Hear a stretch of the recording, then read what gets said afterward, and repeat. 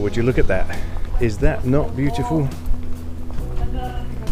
This is the village of Hallstatt in the Salzkammergut region of Austria, not that far from Salzburg. It's an old salt mining village. It's been salt mined here since prehistoric times.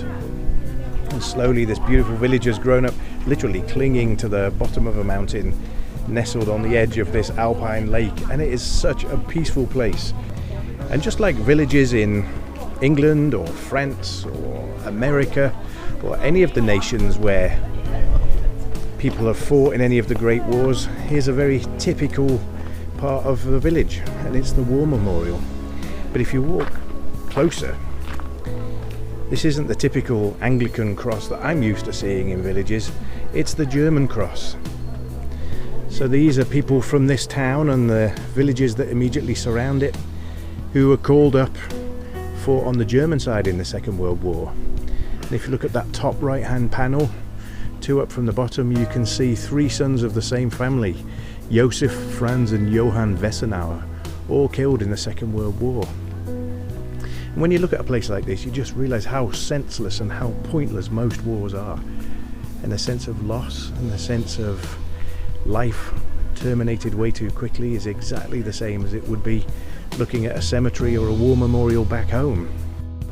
I suppose a natural reaction when you see the tragic human cost of most of these conflicts is to come to the conclusion that conflict must be avoided at all costs. And I agree, conflict on that scale, mechanised warfare, needs to be avoided at all costs.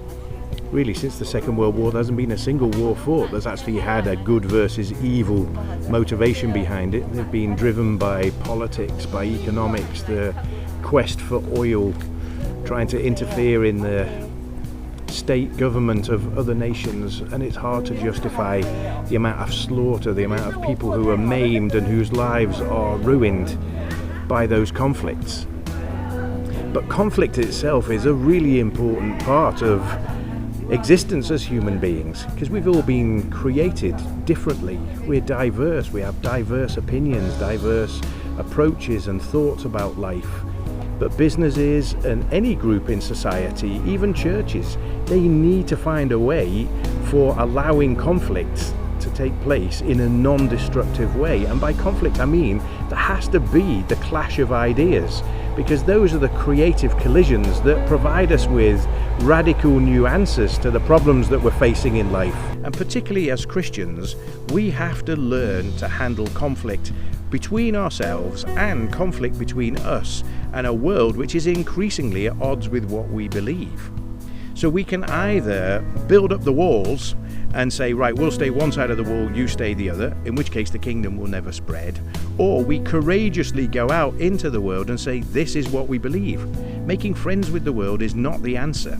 Sharing with the world in a loving and compassionate way the absolutes that God has told us we must hold to is the hope for society and the hope for the church. So let's not be afraid of conflict, but let's find ways of handling conflict so that it never escalates to the point of violence, whether that's physical, verbal, or any other kind of violence. Let's have good ways of handling that conflict. The key, in my opinion, to that is learning to listen really well. So I should be able to work out and understand and be able to put in my own words the opinions of people who violently disagree with me.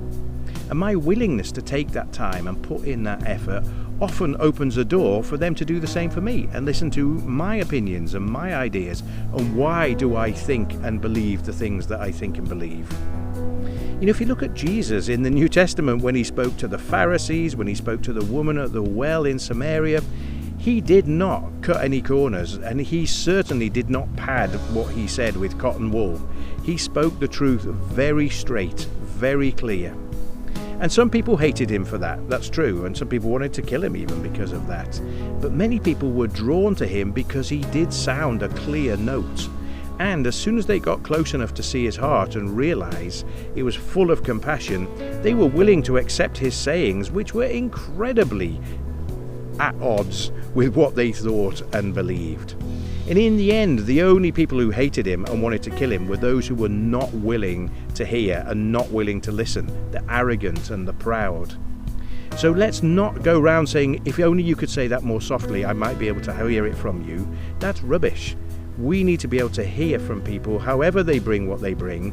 Our job is to work out, what are you saying? Why are you saying it? How does that impact me? What does that make me think? How does that interact with what I think and believe? And if we can learn that art and that skill, then I believe church, business, family and society will be vibrant and creative rather than dull and homogeneous.